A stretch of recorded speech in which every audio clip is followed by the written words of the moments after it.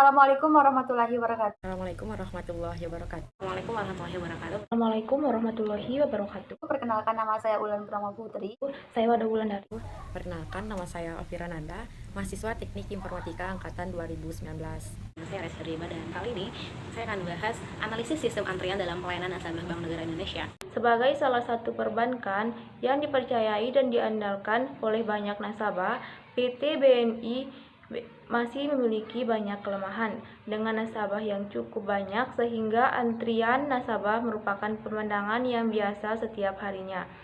Untuk memberikan pelayanan terhadap nasabah, pihak bank menyediakan 4 teller dengan jam kerja 8 jam setiap hari. Waktu tunggu nasabah yang mengantri untuk mendapatkan pelayanan dari teller sekitar 90 menit lebih. Sementara, waktu tunggu yang ditolerir nasabah adalah 15 menit. Hal yang tersebut yang mendorong penulis untuk melakukan riset di BNI sesuai dengan program pendidikan yang penulis ambil yaitu teknik informatika. Dengan mengadakan pembangunan, analisis sistem antrian banking, pengembangan sistem dilakukan dengan sistem development life cycle atau SDLC. Model waterfall. Kemudian perancangan sistem dilakukan dengan bahasa modelan menggunakan Unified Modeling Language atau UML, sedangkan bahasa pemrograman yang dipakai adalah PHP dan HTML. Serta basis data menggunakan MySQL, hasil akhir perancangan tersebut menghasilkan sistem antrian banking sebagai pengguna sistem yang dapat mengolah data yang diinput nasabah sendiri. Pada metode penelitian ini terdapat mengenai sistem banking, website, dan database. Nah, yang pertama yaitu ada sistem banking. Menurut Undang-Undang RI Nomor 10 Tahun 1998, bank adalah badan usaha yang menghimpun dana dari masyarakat dalam bentuk simpanan dan menyalurkannya kepada masyarakat dalam bentuk kredit atau bentuk-bentuk lainnya dalam rangka meningkatkan taraf hidup rakyat yang banyak. Nah, adapun faktor-faktor yang bersumber dari antrian Bank BNI adalah sebagai berikut. Yang pertama, ada memberikan informasi yang berharga. Kedua, ada memungkinkan nasabah menginput data diri dengan cepat dan mudah. Ketiga, ada tampilan yang menarik. Kelima, ada memberikan bantuan atau solusi secara cepat. Yang kelima, yaitu ada memberikan layanan secara tepat. Selanjutnya, ada tampilan informasi mudah dimengerti, mudah login, waktu tunggu yang singkat, informasi akurat, transaksi aman, informasi data nasabah terlindungi. Selanjutnya ada memberikan manfaat dan efektivitas sesuai kebutuhan nasabah. Selanjutnya ada jenis layanan lengkap dengan penginputan data nasabah. Dan yang terakhir ada automatic logout. Nah, yang kedua yaitu ada website. Website atau situs web adalah kumpulan halaman yang saling berhubungan, umumnya menampilkan informasi berupa teks, gambar menjadi 3 jenis. Nah, yaitu ada statis, dinamis, dan interaktif. Untuk membangun sebuah website diperlukan bahasa pemrograman. Adapun beberapa bahasa pemrograman yang diperlukan yaitu ada HTML dan ada PHP. HTML adalah teks murni yang dapat dibuat dengan editor teks apapun. Dan terakhir yaitu ada database. Database atau basis data adalah kumpulan data yang terorganisir sedemikian rupa, umumnya disimpan dan diakses secara elektronika tanpa pengulangan atau redundansi. Nah, yaitu tidak perlu untuk memenuhi kebutuhan dengan cepat dan mudah. Basis data bertujuan untuk mengelompokkan data sehingga diperoleh kemudahan, ketepatan, dan kecepatan dalam pengambilan data kembali. Saya akan melanjutkan penjelasan dari teman saya, Olvira Nanda.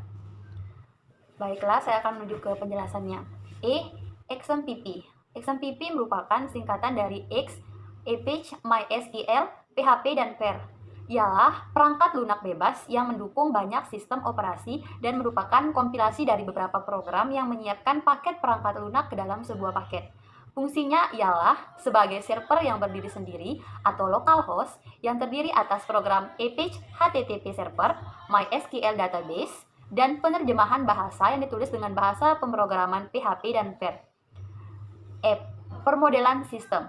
Permodelan sistem adalah perancangan dari sebuah sistem yang akan dibuat dengan menggunakan model atau diagram untuk menggambarkannya. Beberapa jenis permodelan sebagai berikut. Yang pertama, Unified Modeling Language. Unified Modeling Language atau UML merupakan bahasa visual untuk permodelan dan komunikasi mengenai sebuah sistem dengan menggunakan diagram dan teks pendukung. Yang kedua, Entity Relationship Diagram merupakan suatu rancangan atau bentuk hubungan suatu kegiatan di dalam sistem yang berkaitan langsung dan mempunyai fungsi dalam proses tersebut. Yang ketiga, Cross-Functional Flowchart. Cross-Functional Flowchart atau yang disebut juga Swimline Flowchart ialah diagram yang menggambarkan aktivitas dari setiap stakeholder yang terlibat di dalam kegiatan bisnis perusahaan. H. System Development Life Cycle. Sistem Development Life Cycle atau SDLC merupakan metodologi klasik yang digunakan untuk mengembangkan, memelihara, dan menggunakan sistem informasi. Seperti 1. Waterfall.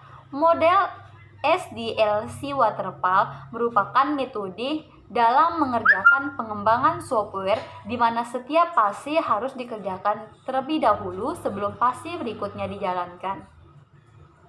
Metode penelitian. Metode penelitian berhubungan dengan prosedur, alat, serta desain penelitian yang digunakan dalam melaksanakan penelitian. Penelitian ini dilakukan melalui beberapa tahap, seperti tahap proses dalam penelitian ini mengalir sesuai arus yang logis. Tujuannya adalah memberikan petunjuk yang jelas, teratur, dan sistematis. Tahap-tahap penelitian ini. Yang pertama, 1. Menetapkan masalah dan tujuan. 2. Pengumpulan data. 3. Analisis sistem. 4. Desain sistem. 5.